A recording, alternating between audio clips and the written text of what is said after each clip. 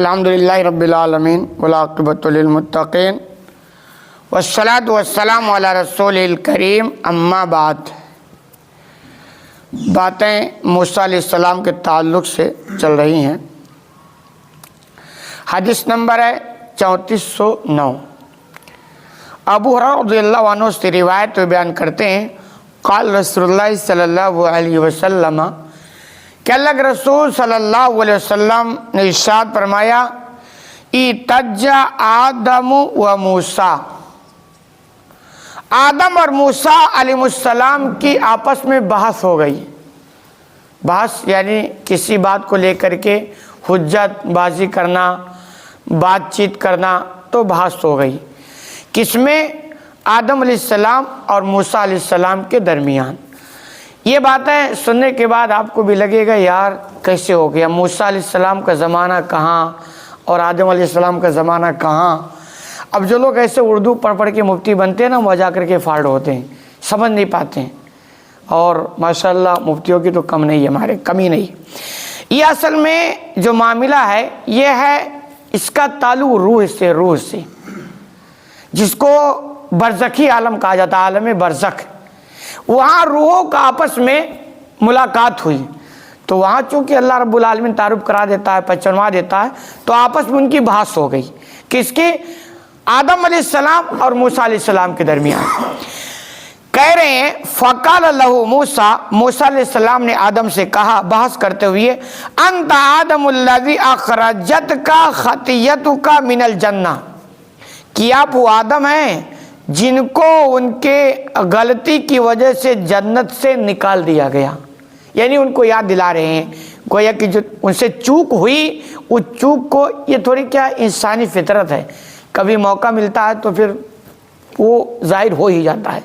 تو موسیٰ علیہ السلام آدم علیہ السلام کو یاد دلا رہے ہیں کہ آپ وہ آدم ہیں، یعنی بس زبان حال یوں کہہ سکتے ہیں کہ بھئی آپ اتنے عظیم ہستی کہ اللہ نے آپ کو اپنے ہاتھوں سے بنایا اور روح پھونکا، پہلے بشر ہیں، پہلے نبی ہیں، اور اس کے بعد آپ سے ایسی چوک ہو گئی کہ آپ کو جنت سے نکال دیا گیا۔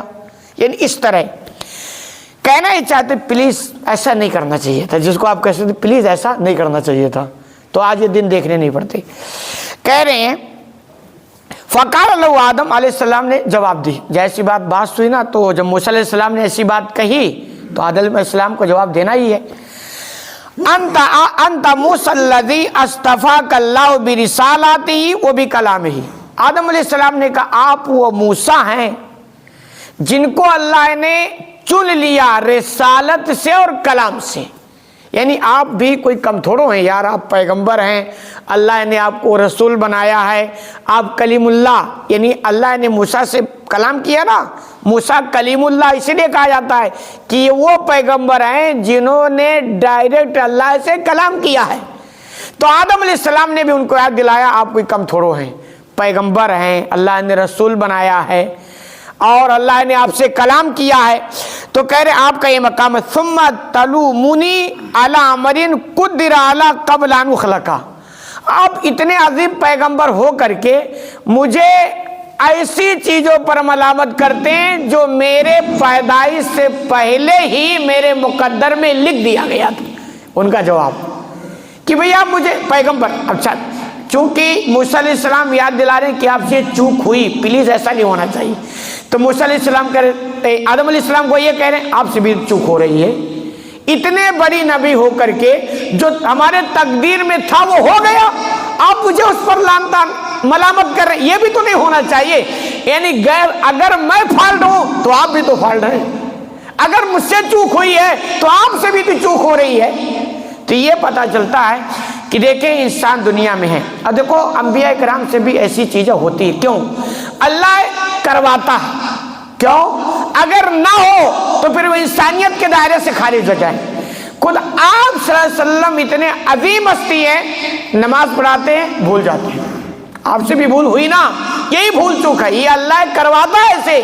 دنیا والوں کو بتانا چاہتا کہ انبیاء کا تعلق انسانوں میں سے ہے، فرشتوں سے نہیں ہے۔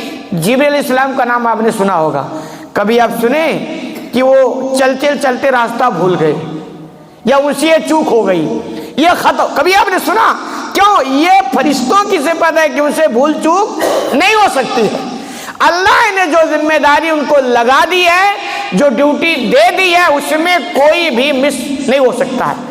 اور انسانوں کی صفات میں سے ہے، جبکہ انبیاء سے بھی ہوتی نہیں ہے، لیکن تھوڑی کہیں نہ کہیں اللہ کرواتا ہے تاکہ پتہ چلے کہ انسانوں میں سے ہے۔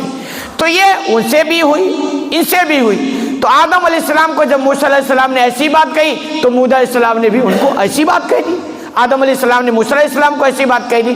تو یہ کہ دیکھیں انسان ہو جاتی ہے، ہم سب سے ہوتی ہے، لیکن یہ ذمہ داری ہے کہ آدمی سے کوئی غلطی ہوگی، بہت بڑی غلطی ہوگی، وہ چھوڑ دیا ہے، اب اس پر اس کو لان تان نہ کریں۔